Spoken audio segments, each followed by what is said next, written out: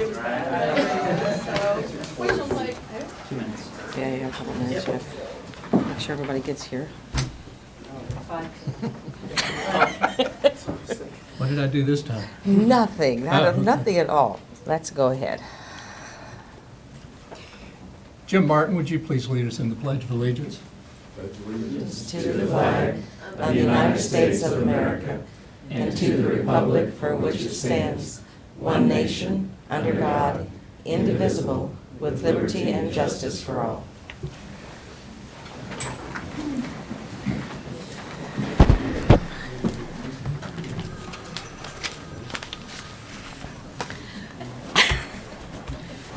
Is anybody's phone going on?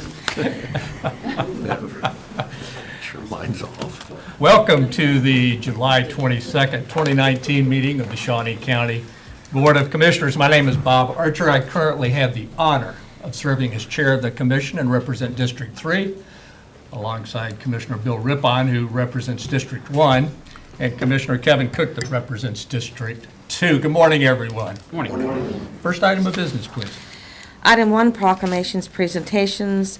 Presentation on the 2018 financial audit by Kristen Hughes, RSM US LLP.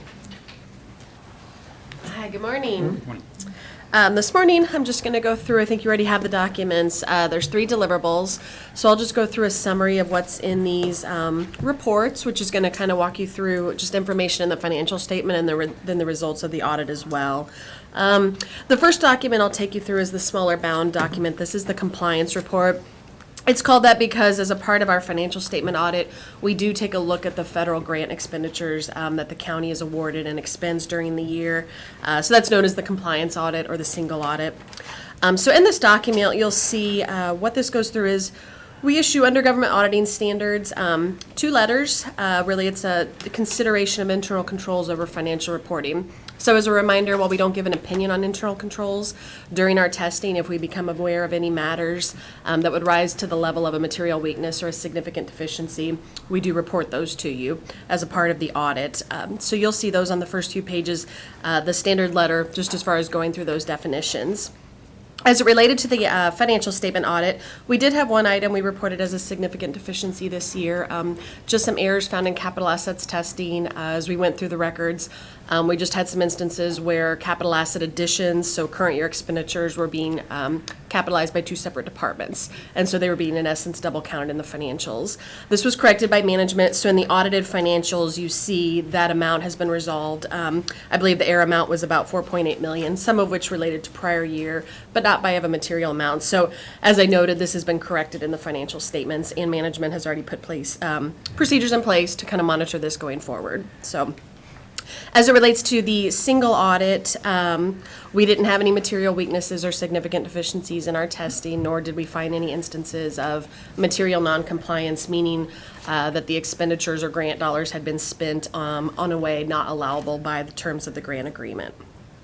On pages 5 and 6, the county is required to present what's called the CFA, the Schedule of Expenditures of Federal Awards. So that just recaps which grants, how much federal expenditures were incurred in 2018. If I had to point you to one page in the document, it would be page 9. This is a 1-page recap, really, of a lot of the matters I just went through and summarizes the letters. So walking through it, like I mentioned, it'll reference, first of all, what kind of audit opinion was issued on the financial statements, and that was an unmodified opinion, which is the highest opinion we as auditors can present, meaning the financials are clean in accordance with GAAP. Again, it'll note, were there any material weaknesses, significant deficiencies, or material non-compliance as it related to the financial statements. So those are just simply presented as yes/no questions. The same questions are repeated again in consideration of your federal awards. So were there any material weaknesses or significant deficiencies over the grants? There were none. Was there any material non-compliance? There was none as it relates to the 2018 audit.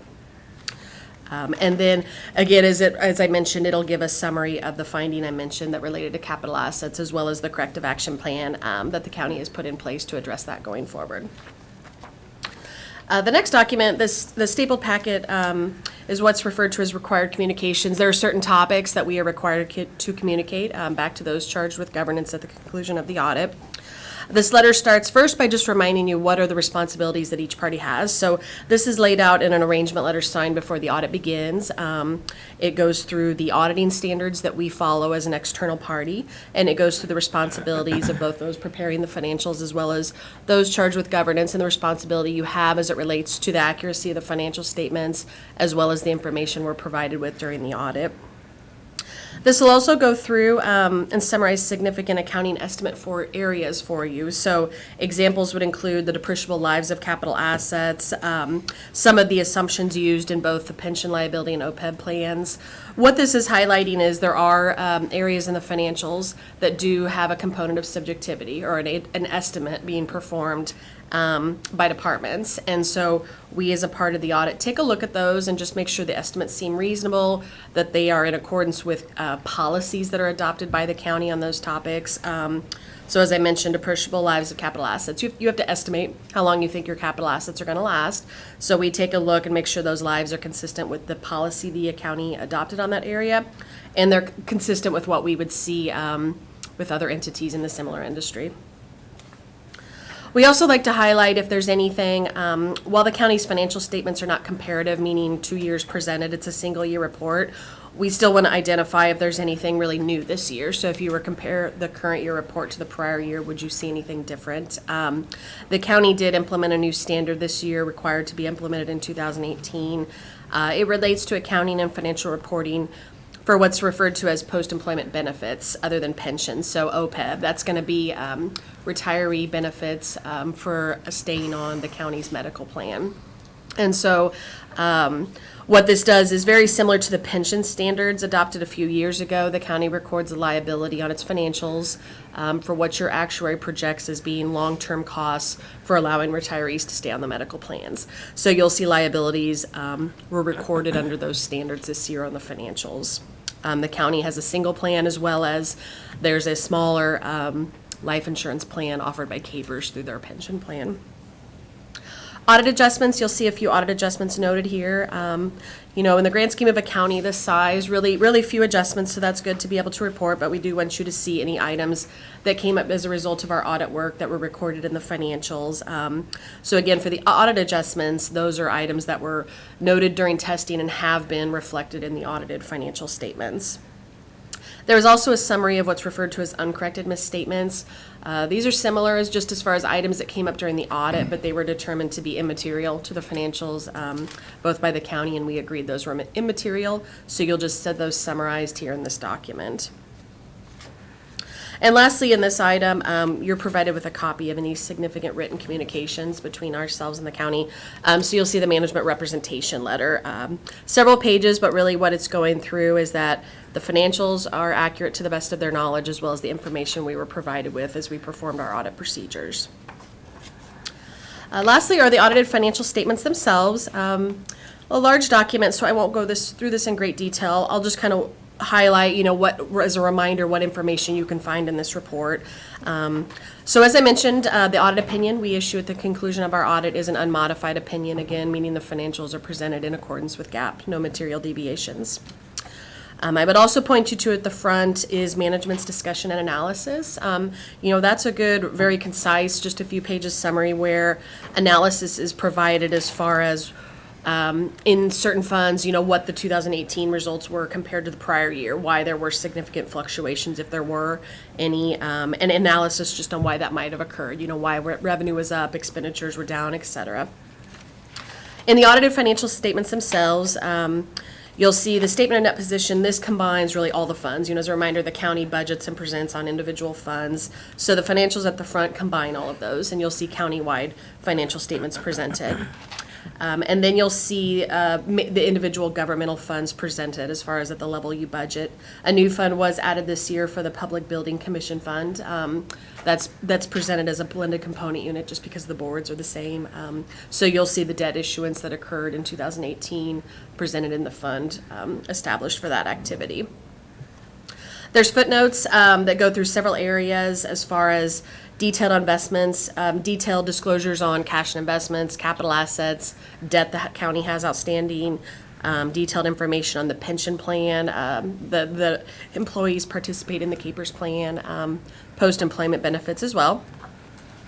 After the footnotes, you will see budget to actual comparisons. So for your funds that you budget for, budget to actual comparisons on a budgetary basis are included within the document. So you can compare actual to budget and see what those variances were.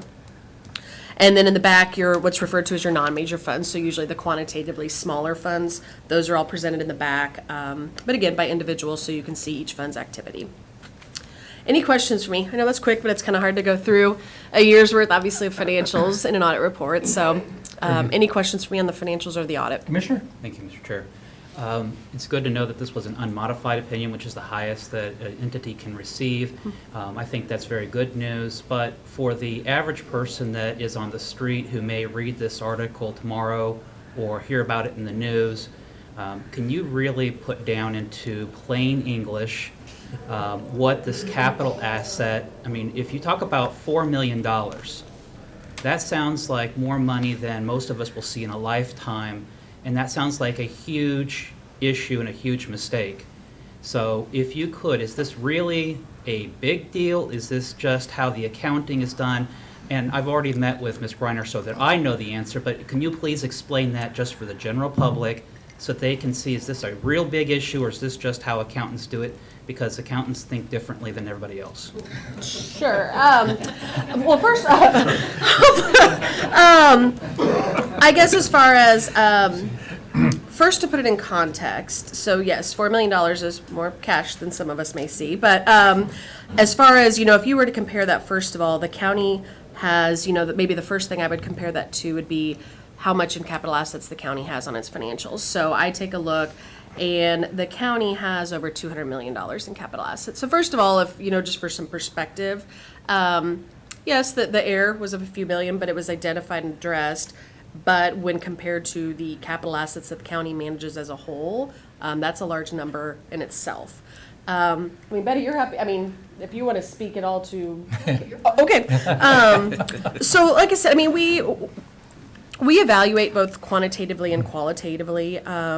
So yes, $4 million was an adjustment, but depending on what people are comparing that to, like I said, capital assets, total assets of the county are $450 million. So I don't know if that kind of puts in perspective for you. At least the dollar amount is large, but also compared to the kind of numbers we're talking about on the consolidated balance sheet, these are really large numbers. So was it just a matter of it was getting recorded in two places, and so that it looked like there was a double billing of that capital asset?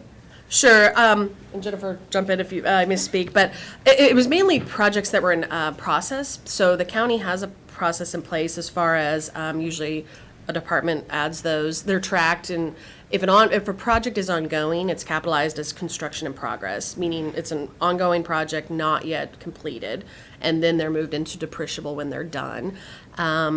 So it was a few projects were getting double counted by both the department that was actively running the construction and then the department that has historically capitalized based on the paperwork provided. So just in going through our detailed testing, this was identified as far as assets were appearing twice.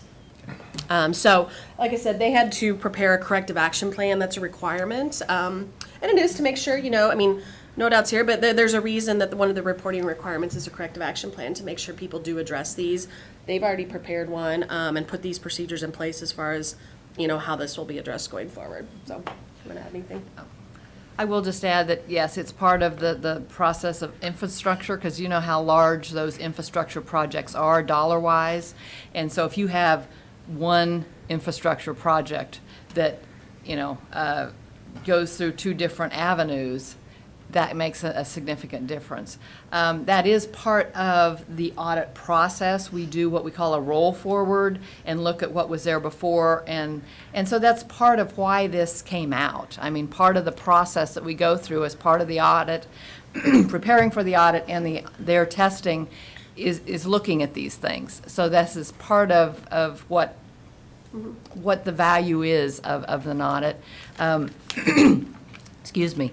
And this is how we look at things and improve our processes. We've looked at this, we've changed the process, and so now it's all funneling through one avenue, all funneling through one process, one person or one, area, so that this duplication doesn't happen in the future. And we've already implemented that. As soon as this came to light, the interested parties all got together and we worked this, action plan out and already implemented it back then. So this is really one of the benefits of an external audit, that they do with this testing and helped us find this. So. And just to clarify, I mean, it wasn't that payments or anything like that were double, I mean, no. the payments themselves, nothing with the expenditures going through the funds. It was just then when the items that she said were prepared in the capital asset roll forward, for the countywide financials where those expenditures are then capitalized, so. Okay. Thank you. Anything else? Commissioner Rippon. I have no questions. Yeah, you accountants do talk funny sometimes. But I think the bottom line, I think what's important is that we've got a clean audit and that Shawnee County is financially strong. Would you agree with that? Yes, I mean, as far as financially strong, we don't give an opinion on that. That's where we Okay. encourage you to look at your budget to actual. The financials are presenting the accuracy of the transactions that occurred during the year. So the audit doesn't give forward-looking opinions, but no, a clean result as far as the 2018 results certainly is what this audit reflects. So, Very good. Thank you. For coming this all morning. right, thank you much. Appreciate it. Next item, please. Item 3, consent agenda. 3 items on the consent agenda this morning. Move for approval as presented. Second. Motion made to approve by Commissioner Cook, and that was seconded by Commissioner Rippon. All in favor say aye. Opposed, no. Motion carries 3-0. Next item, please. Item 4, new business. A, County Clerk number 1, consider all voucher payments. Under Building and Maintenance, Amerifence Corporation, $88,831.65 is for trash enclosures at 9 community centers. Under Bridge Project, Bettis Asphalt Construction, Inc., $364,115.67 is for Southeast 29th Street from I-470 KTA to Southeast Croco Road. As of July 19th, 2019, total vouchers, $1,203,888.26. I would move that we approve the vouchers. Second. Motion made to approve by Commissioner Rippon, seconded by Commissioner Cook. All in favor say aye. Opposed, no. Motion carries 3-0. Next item, please. Item A2, consider correction orders. I'll move to approve. Second. Motion made to approve the correction orders by Commissioner Archer, seconded by Commissioner Rippon. All in favor say aye. Opposed, no. Motion carries 3-0. Next item, please. Item B, Public Works Solid Waste. Number 1, consider approval of request to solicit bids for the upgrade of the traffic signal system at the intersection of South Topeka Boulevard and Southwest University Boulevard at an estimated cost of $70,000 with funding from the 2019 Public Works Special Highway Fund. Good morning, Commissioners. Kurt Niehaus, Director of Public Works and Solid Waste. Good morning. Good morning. Yes, the first item on the agenda this morning is a traffic signal upgrade. And at Topeka Boulevard and University Drive, we have an existing signal. And what we would like to do is add a dedicated left turn signal head, both in the northbound and southbound directions of Topeka Boulevard. And I think you can see from that picture that the cantilever that supports the 2 existing through lane signals, that cantilever is not long enough to support a left turn lane signal. So that's why I'm here before you to ask you to solicit bids so that we can rectify that situation and add dedicated left turn signals at that intersection. This is an item that is on our 5-year CIP for this project is slated for construction in 2020. And so I would be glad to take your questions. Has that been an accident-prone? Tom Vlock, my Intersection. predecessor, Tom Vlock, my predecessor, did an accident study at that intersection. And the study showed that left turn signals was warranted. Okay. Do I say that it's a dangerous intersection? No, but we can improve the safety of the intersection by adding the signal heads. Good answer. Any other questions? Will this require just new cantilever? We have to start from the ground up? Good question. Obviously, you extend the length of the cantilever, you put greater load on the vertical pole. We're looking at all of that. Our cost here for this project is worst case where we would have to replace the pole and the cantilever. No other questions? Move for approval? Second. Motion made to approve the request by Commissioner Cook, and that was seconded by Commissioner Rippon. All in favor say aye, opposed no. Motion carries 3-0. Next item, please. Item B2, consider approval of request for a project budget of $630,000 for the replacement of the Southeast 69th Street Bridge over a tributary to Lynn Creek in 2020, with funding from the 2019 countywide half-cent sales tax, bridges, and the 2020 Public Works Special Bridge account. Kurt Neos, Director of Public Works and Solid Waste. You've seen these pictures before. We field checked this project on July 11th. And now that we have field check plans in hand, now is a good time to come up with a project budget. And that's why I'm here before you today to get approval for this project budget. The replacement structure, as the write-up indicated, would be a haunch slab with a 28-foot roadway. It'll have the usual bridge, I call it a corral rail type barrier, and we'll have approach guardrail. This is the existing bridge. It is in need of replacement. And you've seen these pictures before, and they clearly indicate the need for replacement. So I'm here before you with a project budget totaling $630,000, and I'm here to take your questions. Questions, Commissioner Cook? We've addressed this before, but it is still safe to travel on at this time, but you are recommending its replacement. Yes, it's safe to travel on. In fact, I believe it's a bus route, school bus route. It is safe to travel on, and hopefully it can be replaced in 2020. And then will we be notifying the bus companies that they can reroute the children to the school? Absolutely. We'll be working with the bus people to make sure that an alternate route is secured. All right, thank you. Will this bridge be wider than the existing bridge or same? Yes, it'll be a full 28-foot. In fact, I think it'll be wide enough that most farm implements will be able to pass through. So, How long do you think it'll take to complete the project? we'll do construction in 2020. I'm hoping a year from now I can come forward to you and tell you that the project is complete. Maybe a little more a year from now, maybe next fall of 2020. But how many days do you think you'll be out of commission? Oh, gosh. I'd hate to speculate right Okay. now. All right. I move that we approve. Second. Motion made to approve the project budget by Commissioner Rippon, seconded by Commissioner Cook. All in favor say aye. Opposed say no. Motion carries 3-0. Next item, please. Item B3, consider approval of request to create and fill an office assistant 2 position at a salary including benefits of $40,899.15 with funding from the solid waste budget, and to fill any position that becomes vacant as a result of filling this position. Kurt Neos, Director of Public Works and Solid Waste.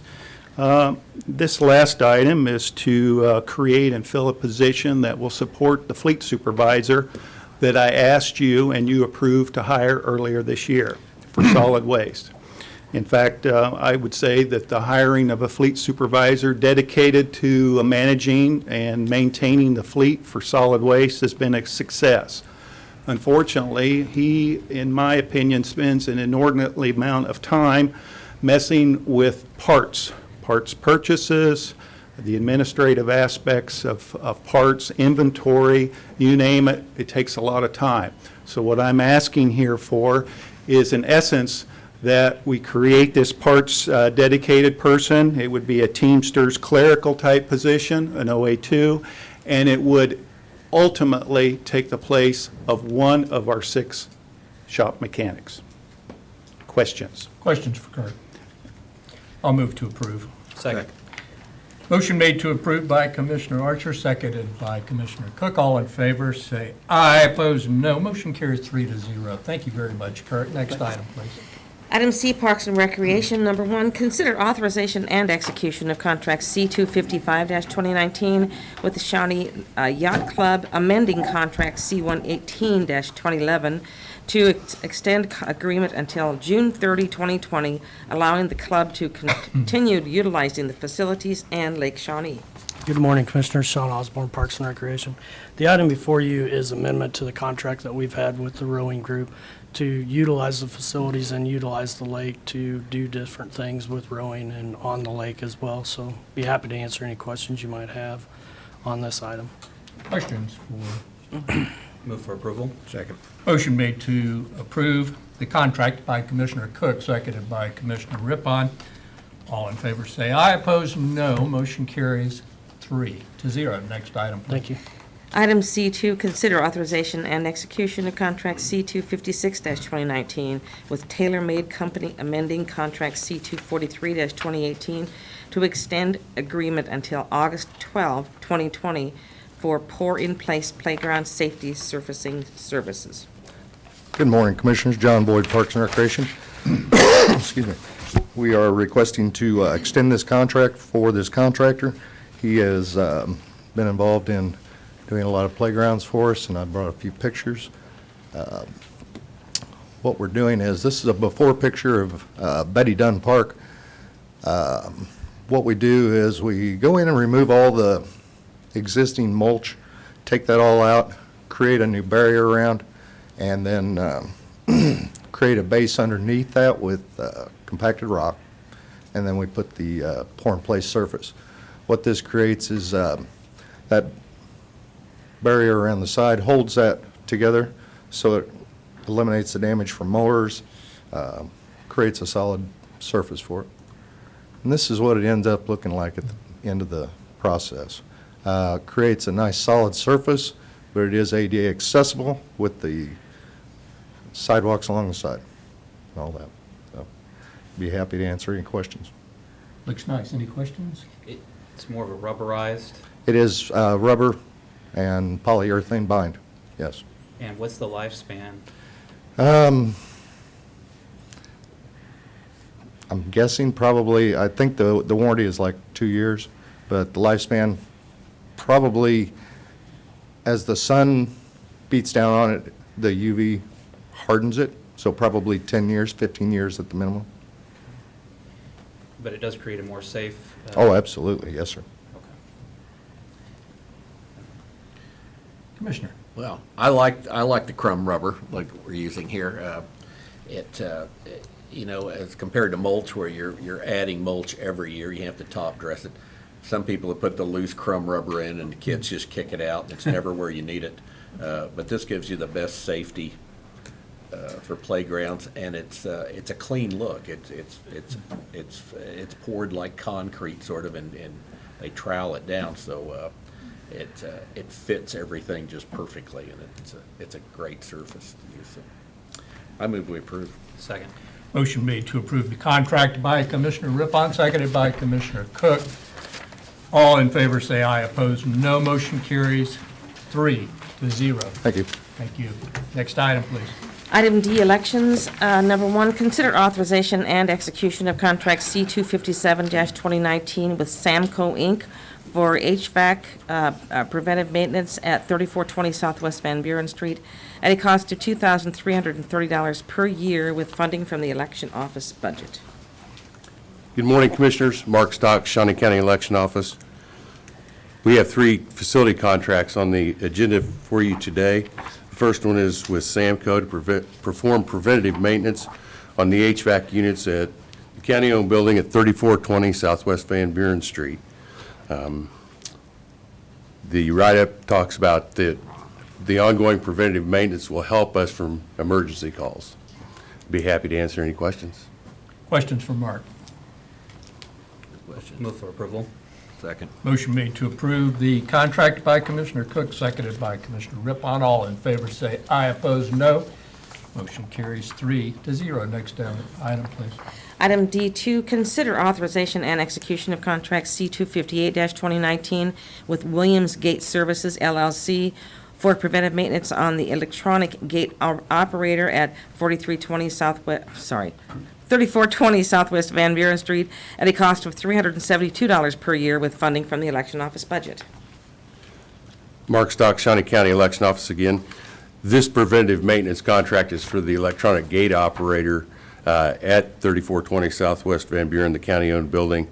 Davis Fence had actually installed this, but they no longer service the gate operator, and this is their subcontractor. But we have had issues in the past, and preventative maintenance should, again, reduce those emergency calls, which are much more expensive. Be happy to answer any questions. I'll move to approve. Second. Motion made to approve the contract by Commissioner Archer, seconded by Commissioner Rippon. All in favor say aye. Opposed, no. Motion carries 3-0. Next item, please. Item D3, consider authorization and execution of contract C-259-2019 with Tech Electronics of Kansas, Inc. for fire alarm monitoring at 3420 Southwest Van Buren Street at a cost of $70 per month with funding from the election office budget. Again, thank you, Commissioners. Mark Stock, Shawnee County Election Office. This contract is for the fire alarm monitoring. When the contract was set up with PFAS originally by the Parks Department, before the Facilities Management Department was created, then Tech Electronics bought out PFAS. This is just formalizes the fire alarm monitoring because we had a contract, it had lapsed, and so now this is to extend that contract. I'd be happy to answer any questions. I move that we approve. Second. Motion made to approve by Commissioner Rippon, seconded by Commissioner Cook. All in favor say aye. Opposed, no. Motion carries 3-0. These three items typically would be on the consent agenda, just for future reference. And I know how busy the elections office is. So anyway, thanks for coming today. Thank you, sir. It's good to see Andrew. And next item, please. Item E, Sheriff's Office, number 1, acknowledge receipt of correspondence from Sheriff Hill regarding a yearly maintenance contract with Motorola, contract C-260-2019, to provide advanced network inspections and preventive maintenance to the Shawnee County radio communications system at a cost of $248,969.92 with funding from the 911 funds. Good morning, Commissioners. Melanie Burgers, Communications, Shawnee County Sheriff's Office. We'll be purchasing an annual maintenance agreement with Motorola. This is something we've done since the inception of the radio system in 2014. What this provides is more of an advanced network inspection, preventative maintenance, and just ensures that all of our 7 tower sites are getting high-level inspections from Motorola to ensure it performs at its optimum capacity. I'd stand for any questions. Did we do an RFP for this contract? No, this would be sole source. Motorola is the only vendor that would be able to provide this type of preventative maintenance because this is a Motorola radio system. Okay. Okay. Other questions, Commissioners? Move to acknowledge receipt. Second. Motion made to acknowledge receipt of the correspondence from the Sheriff's Office by Commissioner Cook, seconded by Commissioner Rippon. All in favor say aye. Opposed, no. Motion carries 3-0. Thank you, Melanie. Next item, please. Item F, Administrative Services, number 1, discussion of the capital improvement programs. Good morning, Betty Greiner, Director of Administrative Services. I'm here with you today for discussion on our capital improvement plan for the years 2020 through 2024. In May of this year, the Commission approved our capital improvement policy, which looks at the capital needs for the next 5 years, both short-term and the long-term needs. It looks at all funding sources. It includes all county projects over $50,000, and it's just a more systematic approach to this. It extends our past practices. It's expanding on them, not only in the period of time, but also in the scope. And it gives the public a better understanding of our future projects that we're looking at. This is our first year of implementation, so this is new territory for us. So we will work through this, and I'm sure we will make improvements as the years go along. In the past, we looked really at just the general fund and the capital outlay for the general fund. And we only looked at just the next year. This is, as I said, really expanding that.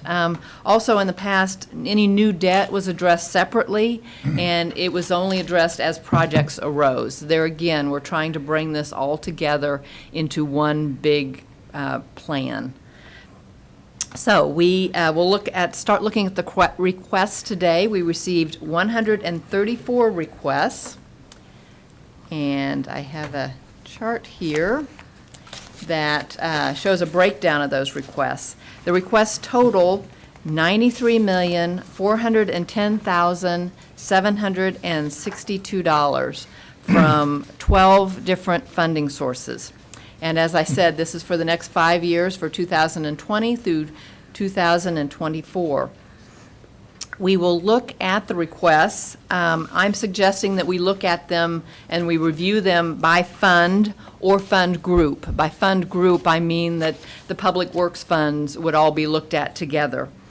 I've asked the elected officials and the department heads that have submitted requests to be here today, so that in case you have additional questions that, since their budget hearings, they did discuss them as part of their budget hearings, but if you have additional questions, they will be here to answer those. Some of the requests did not request a specific fund to be as a source. Those are listed as unallocated requests right now, and we will go through that later. You will make the decisions on this. The requests can be moved from one year to another if that is what you plan to do. They can be delayed past this CIP. In the worksheets that we see, you will see I have listed a column that is beyond 2024. So if it's something that you think is a significant project you'd like to look at, but not within these 5 years, it can also be moved to consider it in future years. You can also deny a project completely if you don't think it's a worthy project. And I will have a spreadsheet so we can look at the totals by fund, so we can make that analysis. I'm also recommending that we look at a small capital outlay project that would include any projects that are under $50,000. Every year, there are projects that don't meet the $50,000 threshold for a capital improvement. Those, especially for a small department, a $30,000 item for a small department may be something they cannot fit in their budget. So when we get to that, I'll show that I'm requesting that we set aside a certain amount for that, and that we would look at that as we have in the past in like November of each year for the next year. For years beyond 2020, each year the requests will need to be reviewed, updated, withdrawn if they're not needed, and then new requests might come about because of circumstances. We all know we can't completely predict the future, and so this plan will be our best guess as of this point in time what we anticipate for the next 5 years. So that's just kind of a little introduction primarily for the public that might be interested in this. I've got a couple charts here. I said that we had 134 requests. This chart, Commissioner yes. Cook? Before we begin, and just to maybe kind of clarify your introduction, the action that the commission is anticipating taking today, this would be a voted on decision for today as to our capital improvement plan. Well, that is, again, up to the commission. We will start reviewing these. Now, if you decide at some point you are ready to approve it, then it could be at any time. I've also put this on the agenda for next Monday, so in case you are not ready to make that decision today, it can be discussed again next week. And for example, as we go through breaking it down department by department, if we get to the information technology and Pat Oblander has an item on that he's asking for a plan approval, and we agree to that request, that is not a binding action on the commission, correct? That is correct. Yes, that And is so correct. Pat would still have to bring his project before the commission at a later time for presentation and for approval. And it very well may be that there's a change in technology between today and when he would present it that would render it obsolete or not needed. Yes, and, all of these projects would still have to comply with the purchasing policy, whether that means go out for RFP or, a lot of these, most of these would require an RFP for them. In addition to first they would have to come and ask you to go out for RFP. And so this is the best guess that we have on these projects. Some of them are probably a little more of a set amount than others. Some of them are more of an estimate than others would be. So these should not be seen as an absolute, that we will absolutely do any of these or all of these. That's correct. This is the plan. This is, and for those items for 2020, we would probably follow that more closely than we would, say, 2023 or 2024. This is kind of setting the stage for 2020.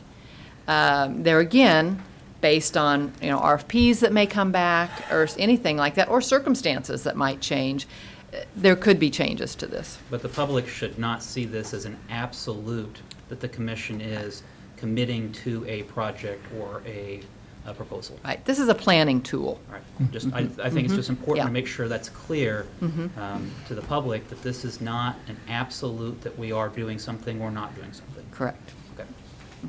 Thank you, Commissioner Cook, for pointing that out. The commission always has flexibility, depending on circumstances, depending on RFPs, depending on shifts and changes in the public and what they want from us. I didn't anticipate making any decisions today. I want to hear back from the public on the plan. I want emails, calls, whatever people feel necessary to indicate their priorities for our capital plan. So I was thinking either next Monday or the following Thursday, because that would still meet our guidelines. But this is so important, I think, that we definitely need to take our time. I know it's first time through, and there's going to be some ragged edges, but I think it's important enough that we take time to get it done as good as we can. So, Commissioner Rippon, do you have any thoughts going into this? I just think it's a good planning tool, like Yep. mentioned, and I would like to see some input from the public. So Very good. Okay. let's move forward.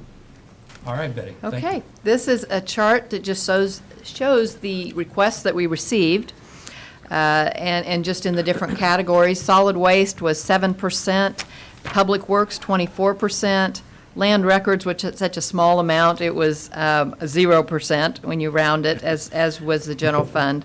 Parks and Rec building maintenance fund 4%, the Stormont Vale Event Center 3%, capital outlay 15%, new debt, which would be a COP, 20%, and then unallocated of 26%.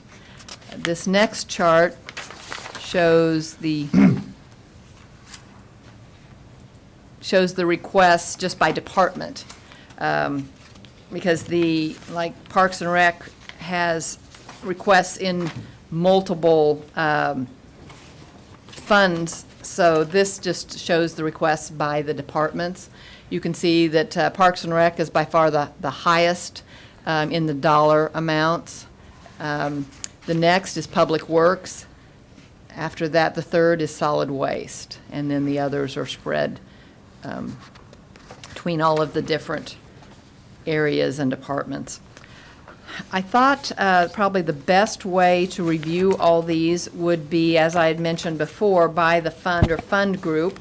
I thought we would start with Public Works, which is as you know, fee-based, so these requests would be based on, or paid by fees collected.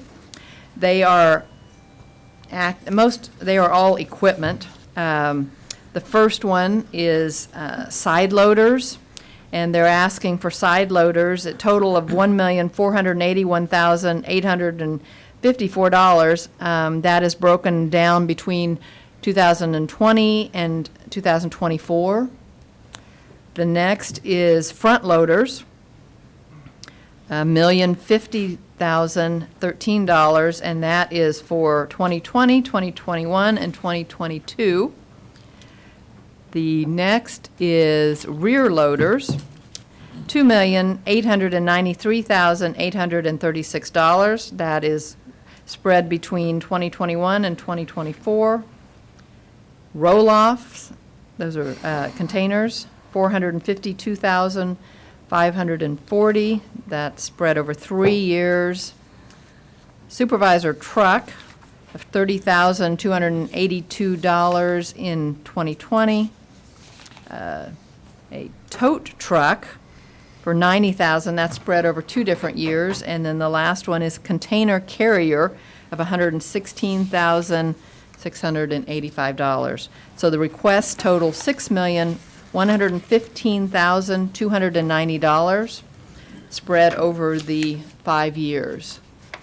Are there any questions on any of these requests? I see none. Okay. I'll also mention here, as we have this spreadsheet pulled up, what I have here is the name of the project, the priority that the department has given that project, the total request, then the fund, and then it's broken down by the 5 years. And then there's also, I have a column here that says beyond 2024. So in case there is a project that you want to move over to that category, we have that. Mr. Chairman. Yes, Commissioner. Betty, just to clarify, for the solid waste, this is the enterprise fund. Yes. And so this would be coming, any ad spending would be coming from the enterprise fund and not from the taxpayers. That's correct.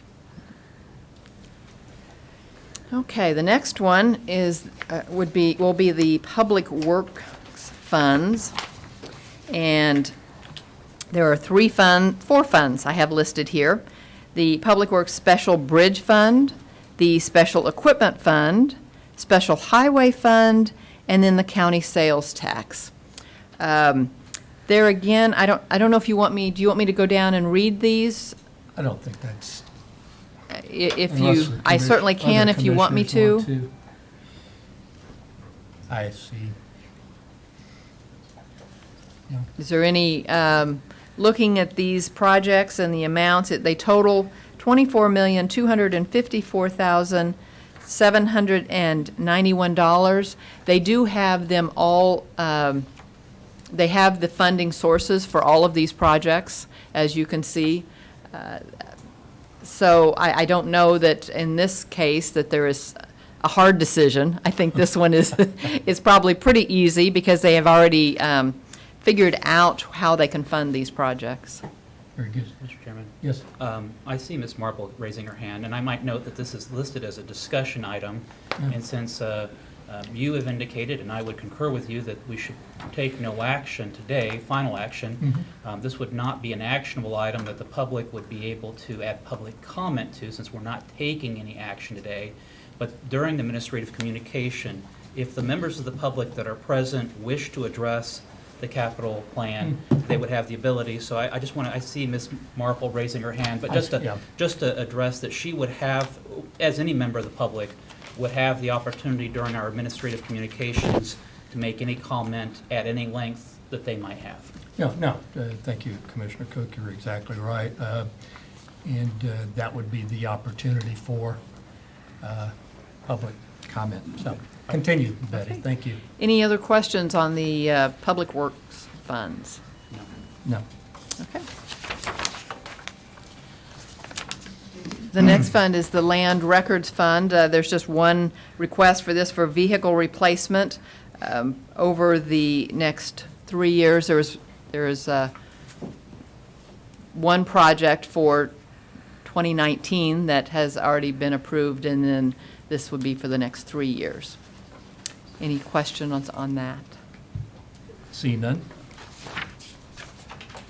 Okay. The next one is titled General Fund Budgets. These are for projects that departments feel like they can absorb within their general fund operating budget, but that they are projects over the $50,000. There are 2 projects that the sheriff's office has included or plans to include in their general fund budget. The first one is batteries, and then the other one is ballistic vests. And you can see how they have planned to do this. There again, it's not a project that, that will require additional funding from you, but I think as part of the plan, we show these items also. Very good. Commissioner? When we come to the sheriff, the district attorney, the treasurer, the clerk, the register of deeds, or elected officials and the courts, once the commission sets a budget and passes and approves that budget, they're free to do with it whatever they desire. If Sheriff Hill believes that it's a prudent purchase to purchase Nerf balls, and he does so, the commission may not agree with it, but it is within his discretion to do so. So we don't have anything for 2020's budget, but during 2021 and subsequent years, it would be anticipated that when we have that budget discussion, that we would need to make an allocation for that amount in his budget. Not necessarily. I believe that this means that he thinks as it stands right now, he believes he will be able to absorb this into his operating budget. Okay. But if he hires more deputies and more employees, and his budget is needing to be increased because of that, I mean, Yeah. as it stands right now, but in the future years, there may be a need to adjust his budget. There could be. And I also want to express how much I appreciate the sheriff and other elected officials really participating in this process. Because like you say, once they get their budget, they don't necessarily have to get approval for these purchases. But I do appreciate the fact that they have participated, they have sent this in so that we can include it in the CIP. And I think it's important to note that Shawnee County, we view each other as a team, and we're all here operating together, not out on our own in our own little silos. Yeah. And I also will say that they originally had the $52,000 in for 2020, and they now believe that they will be able to pay that out of their 19 budget. So that's why I've moved that to prior to 2020, because they believe they'll have enough funds in 2019 to pay for those. So, Very good. okay.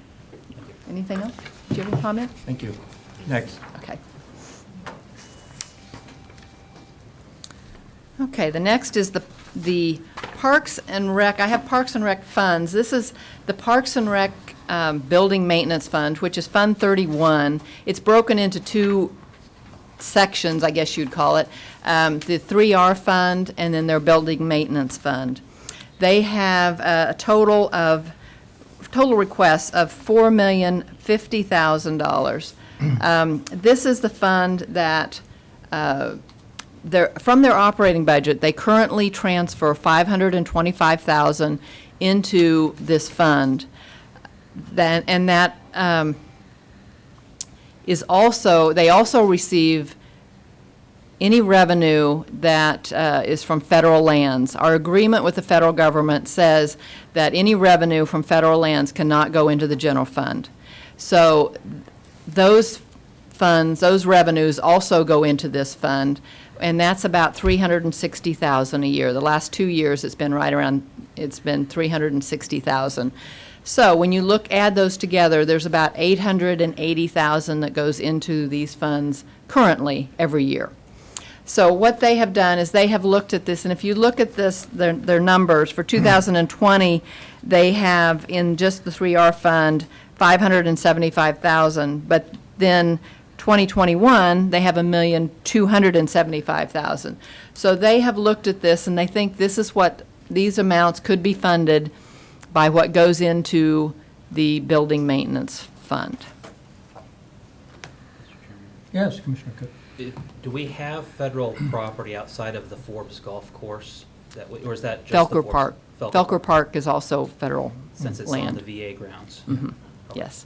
Just to clarify, I mean, when we talk about federal, just so that, Yeah. again, if people are watching Yeah. at home, Forbes comes to mind. Well, yeah, Forbes, but also the Velma Paris Recreation Center, which is right out there by Forbes, too. So it would be Velma Paris, the Forbes Golf Course, and then the Felker Park, which is Yeah. by the VA. Mhm. All right.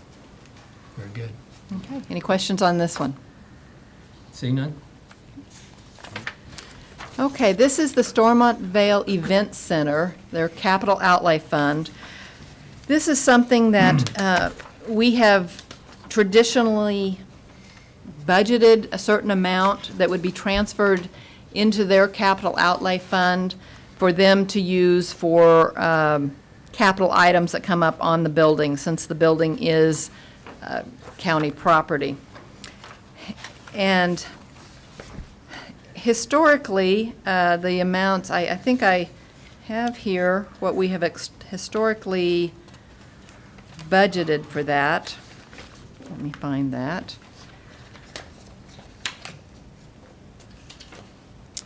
Because their requests are significantly higher than what we have traditionally budgeted. 2012 through 2014, we had budgeted $104,390 each year. Then in 2015, when there was, the repairs and the items like that were increasing, we increased that to $250,000.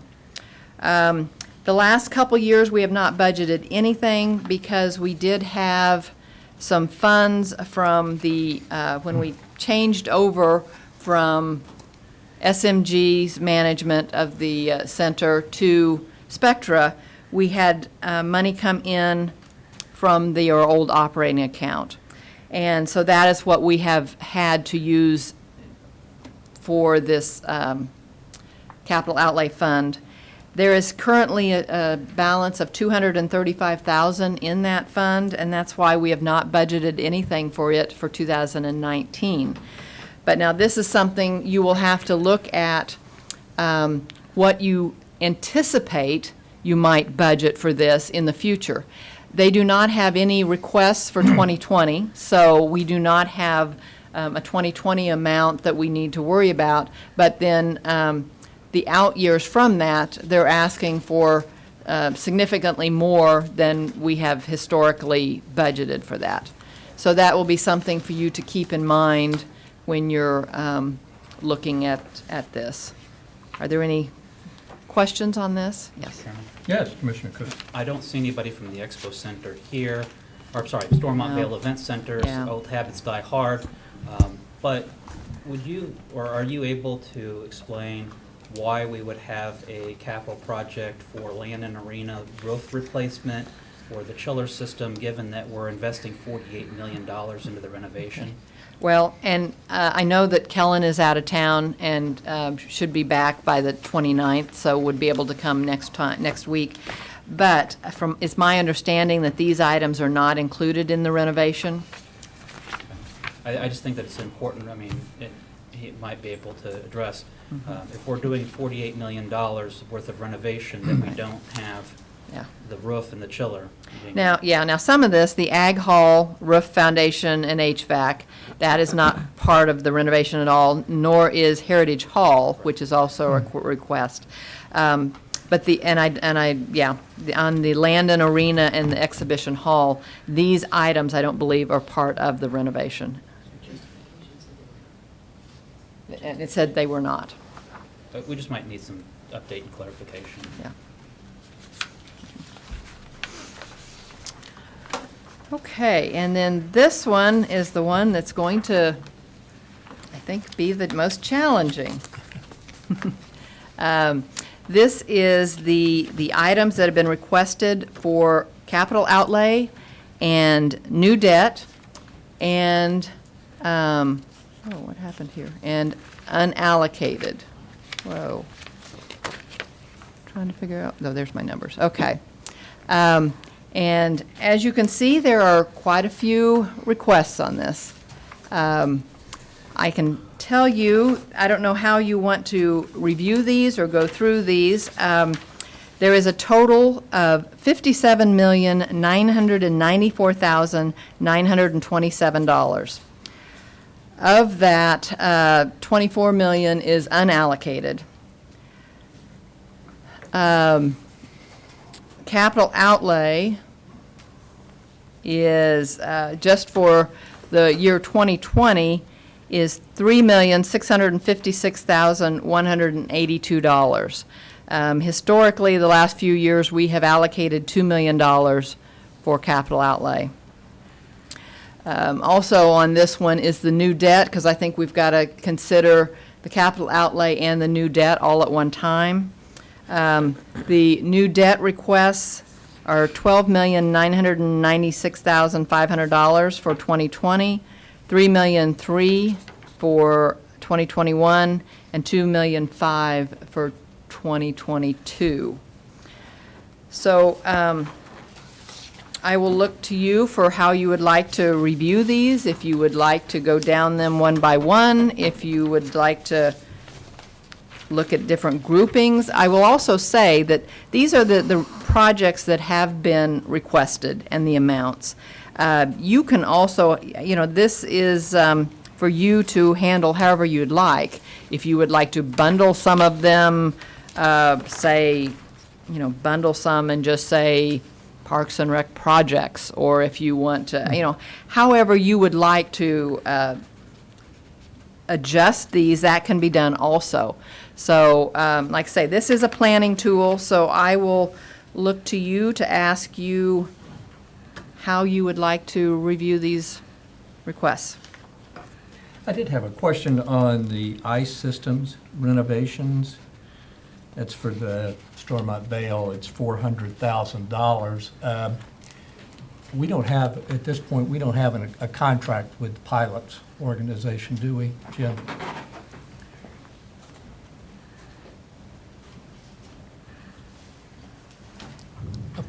Good morning, Commissioners. Jim Crowell, Shawnee County Councilor. We do have a contract. Kellen is in the process of renegotiating that contract. We technically do, and so they've been in negotiations over changing the terms of the existing contract.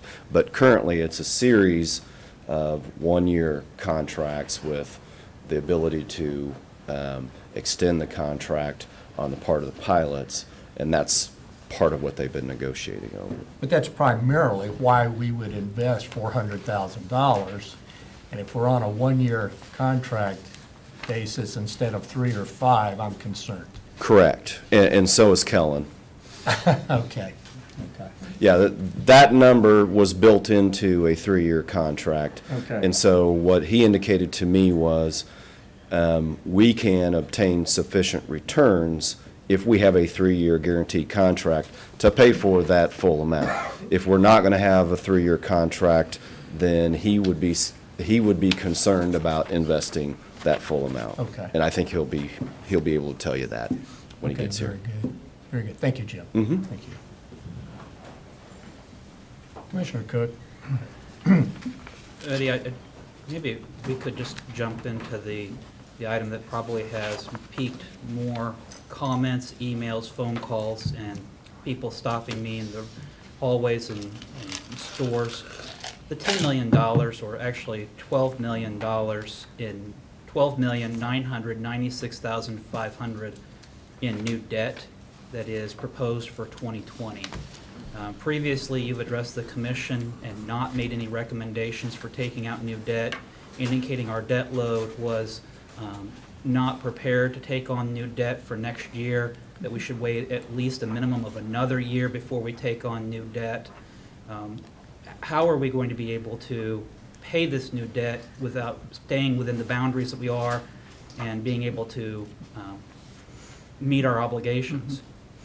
Well, yes, we have, I guess there's two ways to look at this. Nearly $13 million of debt is probably higher than I could recommend.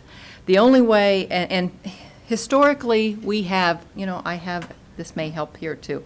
I have a chart for our debt service and how much it is in 2020, 2021, and on through 2024.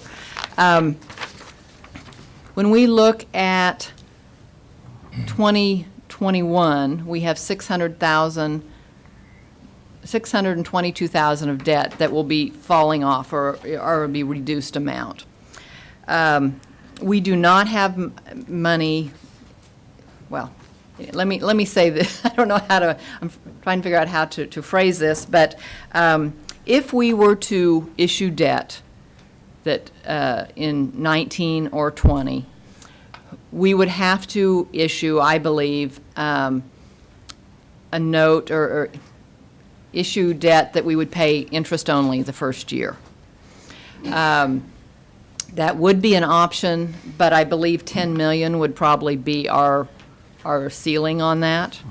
And then we would issue interest only for the first year, and then we would pay principal over the remaining 14 years. Historically, we have always paid principal and interest evenly throughout the term. So if we were to do something along this lines, that would be our option, would be to issue debt and with interest only being paid the first year. I don't see this being a fiscally prudent or fiscally conservative plan of action in paying interest only. I think that in my profession, I advise clients not to take on more debt than they can afford, not to buy a vehicle or a house, because ultimately it's setting us up to fail. If we look back to 2008 when we had the housing crisis and the bubble burst, that's principally what happened, is that people got in over their heads, and I think this is where we're at, and this would not be a fiscally prudent course of action to be able to only afford the interest for the first year. That should be a telltale sign that this is more than what we should be looking at, and perhaps maybe deferring any multi-million-dollar projects. Not that they may not have value or they may not have merit, but it's just not the right time. And so just letting the public know my position as a commissioner. Well, I think, personally, I think some needs in Parks and Recreation are so critical at this point that it would make sense to issue the $10 million in debt. I have told people that we needed to spend $10 million at Family Park, and of course that was just a pipe dream. But it's funny, the hysteria that has caused to some people in the public. We would never spend $10 million at Family Park. We would spend some, but we would try to replace the $3 million that we should have spent on Parks and Rec instead of going to the Expo Center that we voted in January to do. I think that was a mistake. We rushed that before Commissioner Rippon was on the commission, and he didn't have an opportunity to discuss it. I think that was a mistake. We also need money for the Deer Creek Trail project. So in my personal view, issuing debt for $10 million with some going to Family Park to at least replace the $3 million that we should have spent on Parks and Rec to begin with, and to ensure we have money to go to Deer Creek Trail is more important to me to get through 1 year. Commissioner Rippon, any thoughts? Well, we have some voids in recreation facilities in this city and county, and especially in their master plan is delineated that on the west side of the county and in quadrants. I can't remember which quadrants those are, if it's one or two, but we do have a void of facilities over there. Primarily, most of the facilities for Parks and Rec are east of like Burlingame. The majority of our rec centers, pools, a lot of our facilities are over there. Where we lack is on the west side. I would agree, though, that we need to finish up Deer Creek trail. We need to get that finished up. But certainly, we could use some more facilities like the family park area. We could certainly use it. Mr. Chairman, Yes, Commissioner Cook. just to address that, your comment about the 3 million, at the time of that vote, you're right, Commissioner Rippon was not yet sworn into office. But we were being advised by our county counselor that if we did not take that action, our construction costs would increase. What we did see is that construction costs did increase on projects that were not engaged in at a later time. We were moving at a very quick pace to try and make sure we had everything locked in as a maximum budget for the Expo Center. And so we had to take action at that time. It was not meant to be a disservice to Commissioner Rippon. You and I have discussed that in public previously, and that you and I professionally disagree as to whether or not that vote needed to take place at that time. I stand by that vote. I think that the market has borne out that construction costs do go up and did go up from the time we took that vote to today. There are needs in Parks and Recreation. I absolutely concur with you and Commissioner Rippon. I think the master plan does call for Southwest, but whether or not a new community center at the family park is the most prudent has yet to be really a business case made for it. The YWCA that is in the southwest quadrant, I understand that the Y may have an interest in talking to the county at some point. YMCA. Or YMCA, I'm sorry, YMCA may have an interest in talking to the county at some point about that facility. Those are things that the county should be looking at and keeping on its radar. But we also have a great deal of deferred maintenance. We have projects that are still in construction, projects that are not completed, including the Adventure Cove for Lake Shawnee. We have a number of projects that are still in works, and before we take on new projects, I believe that we should complete the projects we're already committed to. And I appreciate that. The discussion in January was to defer consideration for 1 week. If you'll recall, to give Commissioner Rippon an opportunity to discuss, construction costs didn't skyrocket in 1 week, trust me. As far as the breakdown of parks, amenities, and assets within the county, I will just read in quadrants 2 and 4, there are 7 aquatic centers. There's Shawnee North, Garfield, Hillcrest, Jackson Spray Park, Oakland Pool, Dornwood Spray Park, and Lake Shawnee Swim Beach. In quadrants 2 and 4, there are actually 8 community centers. In quadrant 3, there's 1 aquatic center. I said before, it is a Parks and Rec desert, and I think it needs to be addressed along with other opportunities for investing in assets in our Parks and Rec system. So, go ahead, Betty.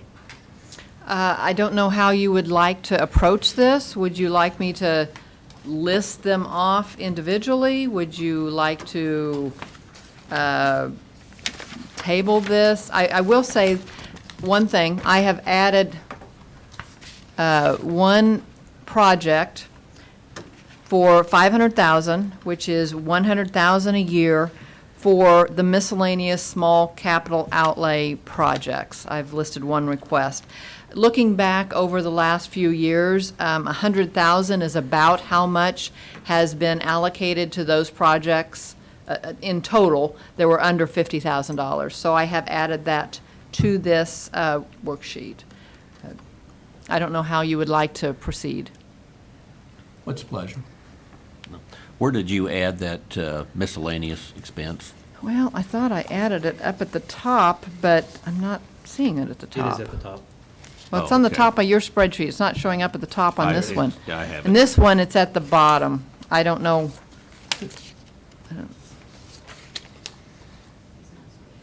Yeah. I had sorted these by departments, and that's what I've given to you, but it somehow didn't get saved that way, I guess. So, because it's not showing that up, showing up that way on this this spreadsheet. All these worksheets are on the website? No, they are not. Well, the projects are all on the Okay. website, yes. The spreadsheets are not. The projects themselves are online by project. Can we add these? Yes. Sure. And what I would suggest is, I think, right now, the first panel, when you go, refresh my memory, but let's have this as the first panel you Yeah. can click on. Yes, So it- that everybody would have an opportunity to look at it, Okay. to send us emails, calls.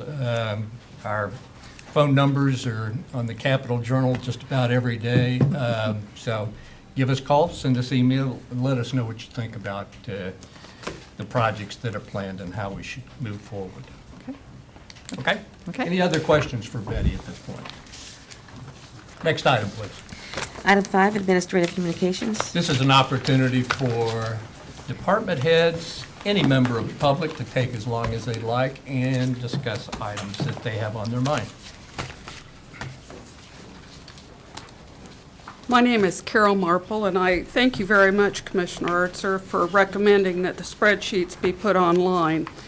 We had 10 pages of projects to go through, and it was virtually impossible, and the spreadsheets would have made it a lot easier to start with. So that was my question earlier, and I appreciate that they'll be made available to the public. I'm going to restate some of the concerns that I've had before, and I guess they, in my mind, need to be restated. First of all, we speak as the southwest part of the county being a desert. It is a desert. But I will remind you again, the southwest part of the county consists clear over to Carlson Road and down to 109th Street. I do not consider 21st and Urish Road as a desert. Secondly, it is listed in this sheet that there will be $10 million spent on a family park facility. I believe this is the first time that we have heard that $3 million would be replaced that had been spent on the Expo Center. I think that the $10 million, if that is the wishes of the county, it needs to be broken out so we, the public, can see exactly how that $10 million, what the proposal is you want it to be spent. I think before any large amount of money is spent on a family park facility, we need to take care of our deferred maintenance. We need to fix our parks and recreation centers that we currently have. Thank you very much. Thank you. Anyone else?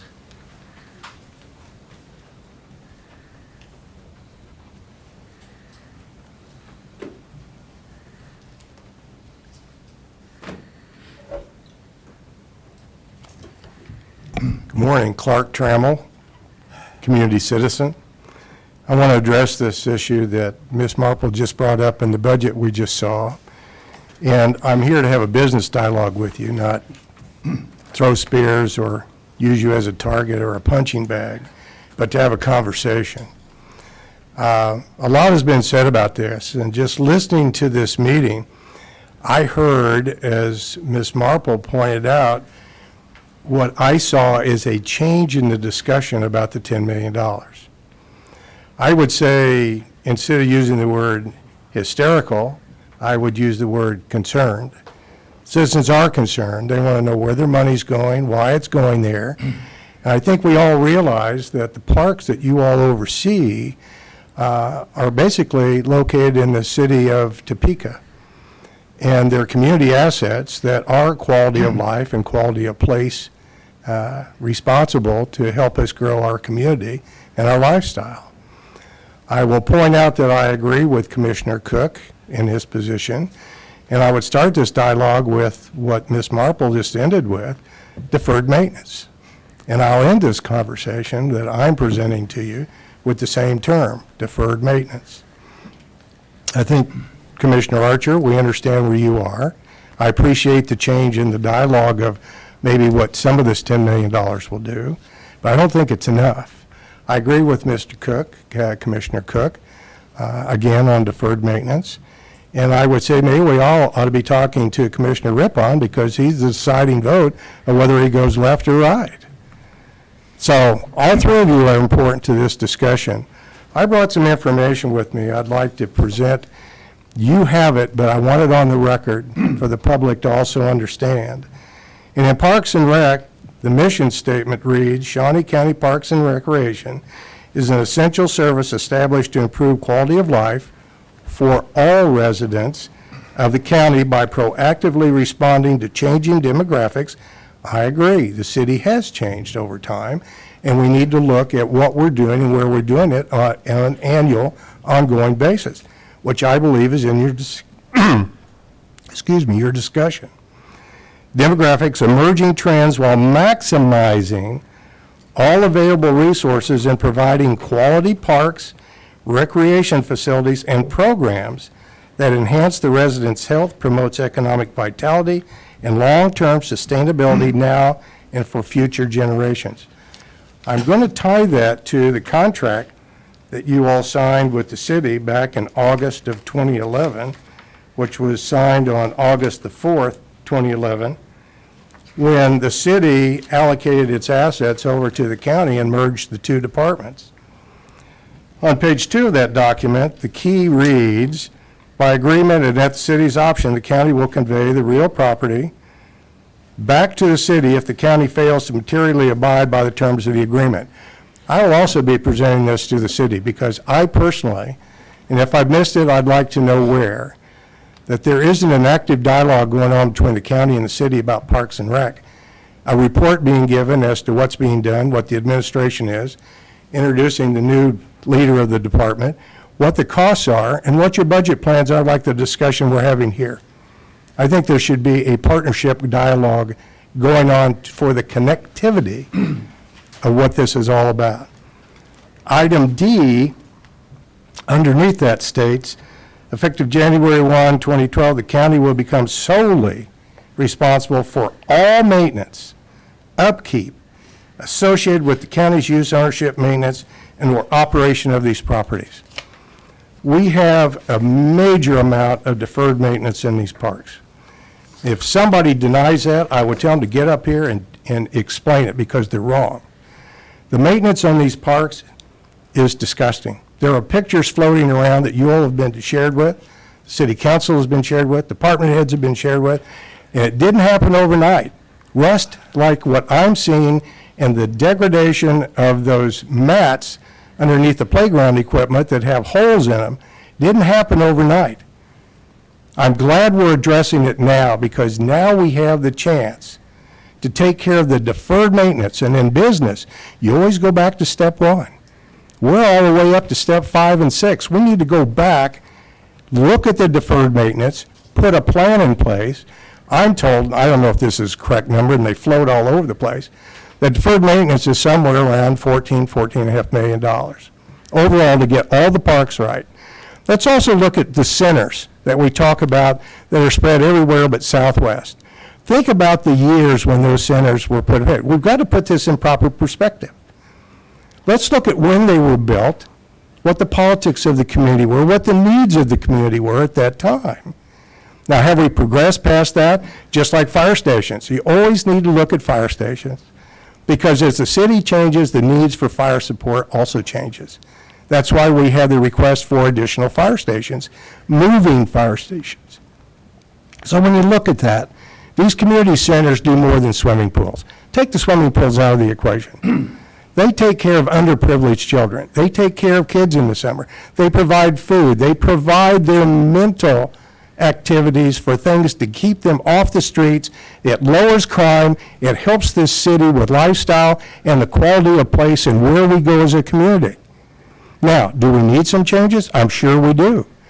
But before that, step 1 is let's take care of what we have. I agree, Commissioner Cook. $10 million, as I understand it, as a debt service annually of about $850,000. $850,000 a year. Think what that can do in your budget in so many programs that need additional support, and the fixing of these parks and rec So when people from out of town or people that look at our city and want to come here, they look at a community that's really on top of its game, that really cares about its youth and its programs in its community. Let's spend our money for the community as a whole, not in point-specific areas that don't serve all of us. I don't mean to be here dictating or giving you a lesson. I'm here to have a dialogue. I appreciate this conversation and the direction it's going, and I would hope that you'd give consideration to what I've said. Thank you. Now, you're running for city council, I think, aren't you? Thank you for that. Yes, I am. Oh, okay. Well, it's all starting to come together now. I think your description of our Parks and Rec is totally off base. At any given moment, at any given time, you can go and find a field that's not mowed. You can find some paint chipping on some playground equipment, and you can find a bathroom that has been vandalized. But you, sir, are absolutely incorrect to say that our Parks and Rec system is a horrible mess. Please. And if you think that your item for bringing properties back to the city of Topeka, if you are impressed with the way the city of Topeka maintains our streets, and you want them to maintain our park system, then you're absolutely wrong. But thank you. Well, you know, I'm entitled to a response. Absolutely. I absolutely disagree with you, and the community absolutely disagrees with you. I don't know what city you're living in, but obviously it's not Topeka. This city has those problems, streets, yes, but that isn't Parks and Rec. So if you want to talk about streets, I'm ready. But let's talk I about. hear more people telling me that the Parks and Rec are in better shape now than they've ever been historically. So I don't know where you're coming from with that. Yeah, you do. No, I said where I was coming from. No, I was I pretty clear. And as far as the gesture you made about my running for office, I don't appreciate that either. That was uncalled for. Sir, that was absolutely uncalled for. Well, I agree with the Commissioner public Cook needs to that we need to understand do your with deferred background. maintenance. I'm willing to debate this whenever you want, but you are absolutely wrong. Get in your car and drive around. Talk to Joe Ledbetter and some of the people that are here about Parks and Rec, and you'll get an eye-opening adventure that you probably haven't been to yet, sir. So I'll leave it at that unless you want to continue this debate. No, I Thank think you. you've got enough votes for today. Thank you. Anyone else? Good morning. Good morning. How are you? Good. This bothers me because I'm going to be bringing up a very good friend that helped me when he was city council person, when my own city council person would not help me in a situation and help better my neighborhood. So thank you for that. So what I'm reading is from different people sending me things and things that I also know. So, this city needs to quit pretending to care what people want. Did the city ask if Topekans wanted Crestview Pool eliminated instead of rebuilt? There will be a survey for the Oakland Pool that should be replaced for water spouts. The usual solution to save money is the staff and maintenance is a fancy equivalent of kids spraying each other at the garden with garden hose. I don't like spray parks. I think pools are the way to go and to keep them that way. I'm from Oakland originally, and I hope that instead, because you have a spray park in 2022, I think, scheduled to go in and tear out the pool. That's not what Oakland wants. So to let you know that. It's up to the city council to start to assert itself. There's no reason why the citizens who pay the bills should continue to be the ones who suffer because of the wrong decisions made by city council. Mistakes should be corrected, not ignored. Now, the contact between the city and the county clearly states the contract by agreement and by the city opinion, the county will convey the real property back to the city if the county fails to abide by the terms of the agreement, which is effective January 1, 2012. The county will become solely responsible for all maintenance and upkeep and associated with the county's use, ownership, maintenance, and or operation of the properties identified in Attachment A, which was in the contract. The county will assume all responsibilities for any claims and actions arising from the operation of the department on or after January 1, 2012. In various ways, the county has failed to abide by this contract. Mr. Archer, you were the one that led the negotiations with the city to think that the contract was clear and to the point of what was expected of both the city and the county, which was a good contract. I don't understand why all of the leaders of the city has allowed the county commissioners to not fulfill the terms of this contract. It is also Mr. Archer that has asked the county to spend $10 million on a capital improvement project listed in the Parks and Recreation budget. Why are we not demanding that the referred maintenance of our parks and community centers be taken care of before capital improvement like this is made? Mr. Archer had $2 million set aside to build a new pool reminder for Crestview Pool. It was estimated over 10,000 people use that pool annually. Instead of rebuilding the pool for the people who use Crestview Pool, Mr. Archer voted instead to build the Midwest Aquatic Center. I still can remember how upset the people that lived in that area and around that area of Crestview Pool were. One comment that was made to me when Mr. Archer declined to help these people and voted not to build Crestview Pool back was, our county commissioners don't care what we think. They just want to have it for the rich friends. That was just a comment someone had made to me, so I am relaying it to you. So I'm asking you today to think what will happen if you build this community center out on Nourish Road. You will possibly have to close 2 or more old community centers for less fortunate neighborhoods. Remember, the elderly use these community centers too. Where will they go? The city council is cutting funds for many of the senior centers like Pappins, Lulac, and others. Our senior citizens cannot afford to lose their community centers to the rich. You must want to look at the poor condition of Austin Park is in. I got sent pictures over the weekend. This is located at 2300 Southeast Jefferson. I have seen the pictures of welded shut bathroom doors, cracked concrete everywhere, tennis court waiting for a lawsuit, and a rusty water fountain that has not worked for a long time. So there is some parks out there. I'm not saying the park department is not doing a good job. They did a wonderful job in my park. They've done a wonderful job in other parks. But we still have a lot of parks that's been neglected.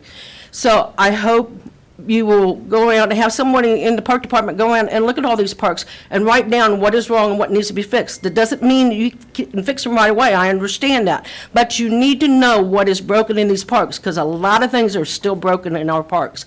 Thank you. Let me say one thing. Okay. And you're right, but we do that. We inventory our parks all the time and look for opportunities to improve them.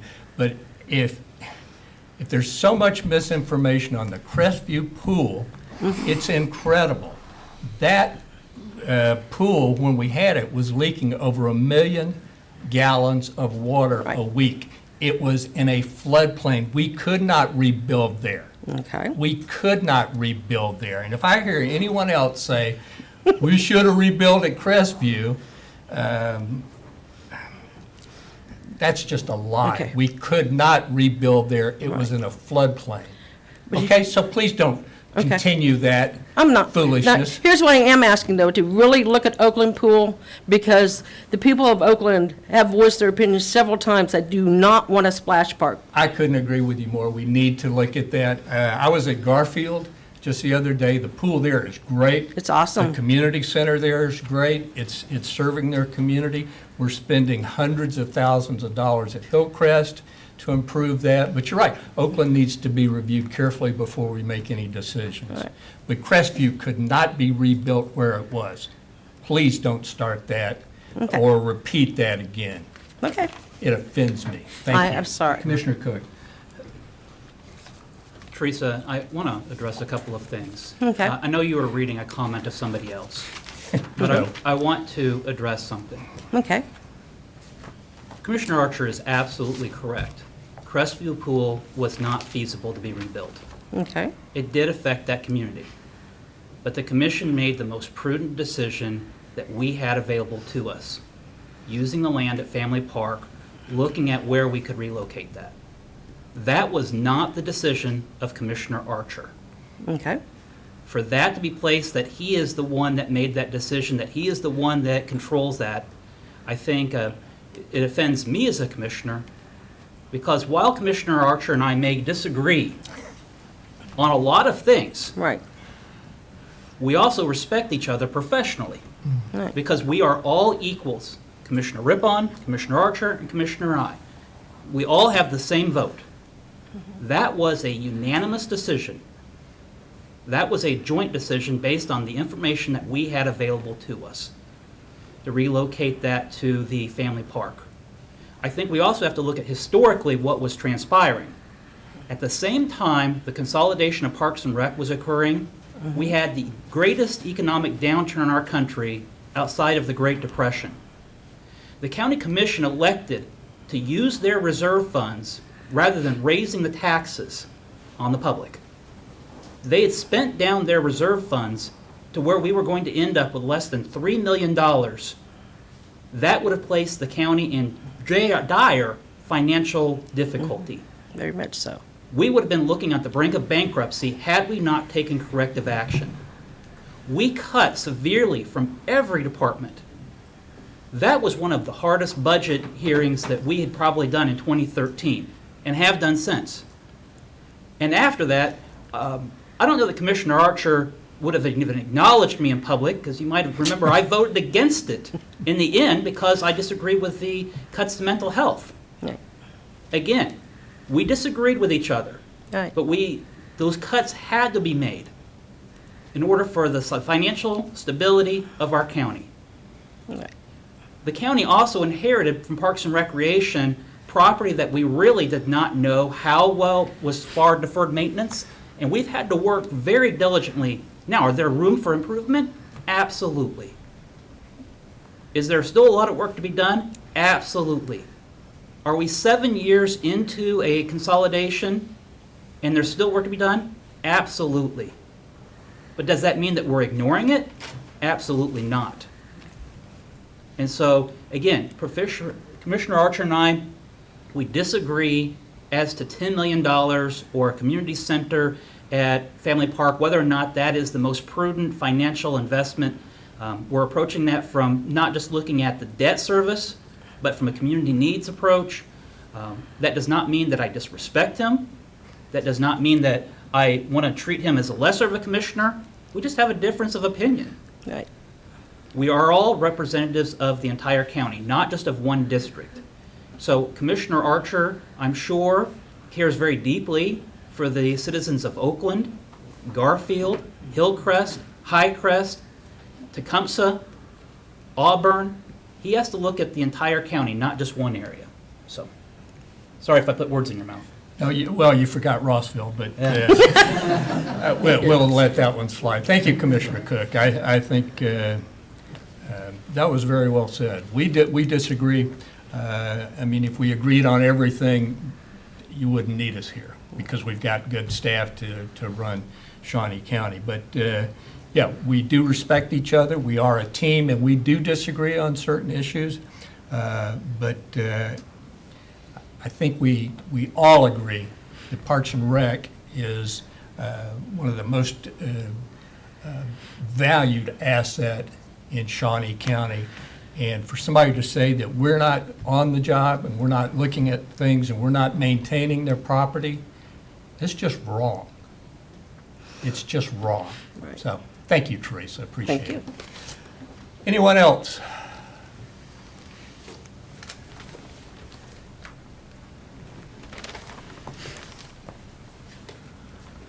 Jim Martin, Parks and Rec Advisory Board. I bring no rocks or weapons of any kind. One question that I have, I'd like to direct to addition to the CIP is one of these nice large screens in the back where us folks with poor eyesight can see the spreadsheets. I am a little tired of hearing people bash Parks and Rec in the sense of they, again, are a professional organization. The staff is limited. The resources are limited. Overall, they're doing an excellent job with what we have, which is extremely diverse. And instead of bashing that supposed job, we need to sit back and look and increase where we need to, the staff slightly, and have the discussion on the resources. I would like to direct a couple things. I've spoken before, in particular with the Parks and Rec budget, but the CIP is what we're here to discuss today in general. The CIP has, I believe, 9 evaluations. 12 funds. No. In the CIP policy statement, you list 9 criteria, I guess, that a CIP project should meet. And I see on the priorities, and I've spoken to the priorities before, I see the words normal, and I'm not sure what normal is at all. When I spoke before, I advocated for a specific priority system that allows department members to look at the policy, look at the 9 criteria, and apply their professional judgment to the priorities within their departments, and then bring that information and their priorities to both you as a body and to the public. I think that is critically important. Everybody has different priorities. But we first have to rely on the professionals that we've hired. They're the boots on the ground. They're the ones that are fixing it and operating it. And so we need to give that, and I think where you put out a policy statement, those criteria need to be applied back in a more distinct manner. Again, it will be subjective. Anything you do is subjective, but I think it'll at least give you all a better handle to kind of blunt some of the unwarranted criticism about how you go about trying to spend this money. So that's all I have to say. Any questions? Thank you, Jim. Thank you for your service, too. Anyone else?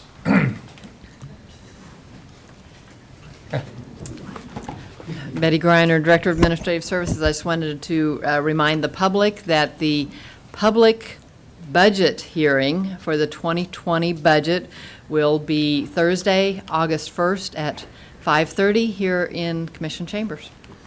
Thank you, Betty.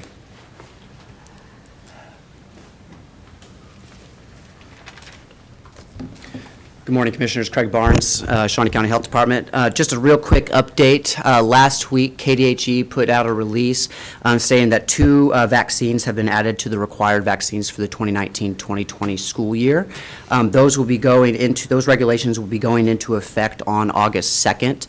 And those cover the vaccines of Hep A and the meningococcal vaccine, which is for meningitis. So the 3 big things that are coming out of this are that students entering kindergarten and grade 1 will now need 2 doses of Hep A. Students entering grade 7 will need 1 dose of the meningococcal vaccine, and then students entering grade 11 will need 1 dose of that meningococcal if not vaccinated prior to their 16th birthday. So the Shawnee County Health Department has both vaccines readily available at our immunization clinic at 2115 Southwest 10th Avenue on a walk-in basis. So, And I saw Grace Med also is providing vaccinations. Correct. Indeed. All right, thank you, Craig. Thank you. Anyone else for administrative communications this morning? All right. Commissioner Cook, and please be kind. Oh, well, Commissioner Archer, as the chair, you set the commission agenda and you determine what items come on the agenda at what time.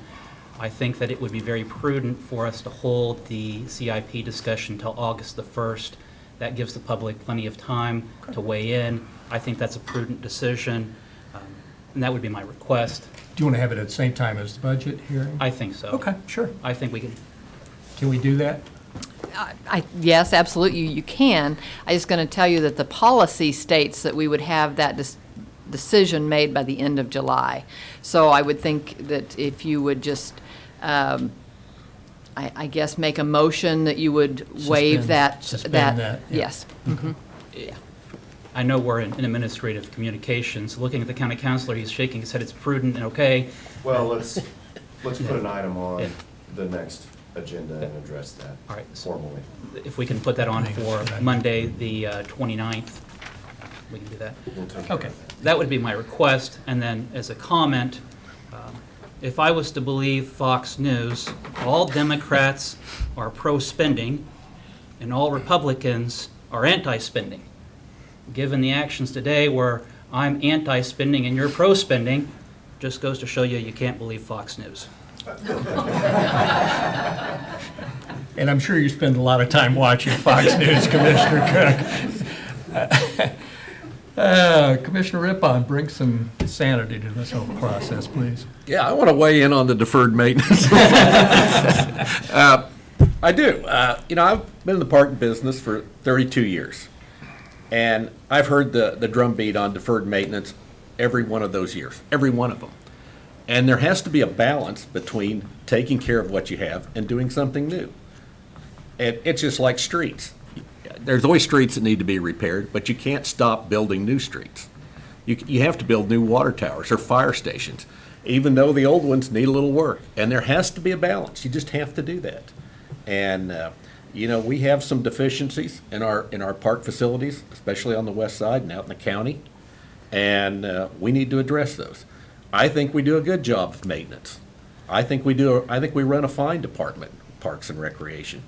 And I hate when people just sit there and beat up our department, because I think we do a good job. And but like I said, there has to be a balance. You have to keep growing, or your city doesn't grow. You have to keep developing those special places that people want to go and places people want to use. And so I just want to say that. Thank you, Commissioner Rippon. After every meeting, I'm more and more understand how you got elected to the position. And I think it's great. Thank you so much. The only other thing I would add is we don't have a meeting on Thursday. Our next meeting will be next Monday. We will continue our discussion of deferred maintenance, capital improvements, and those issues that we've been talking about today. So, next item, please. Item 6, executive session. Thank goodness there's not a need for an executive session. We do have a budget hearing. I'm going to take a 10-minute break, and we'll have our budget hearing. Otherwise, we're officially adjourned. Thank you for attending today.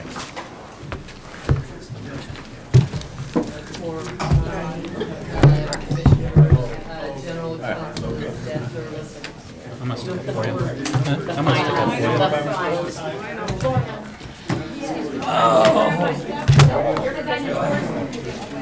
Oh.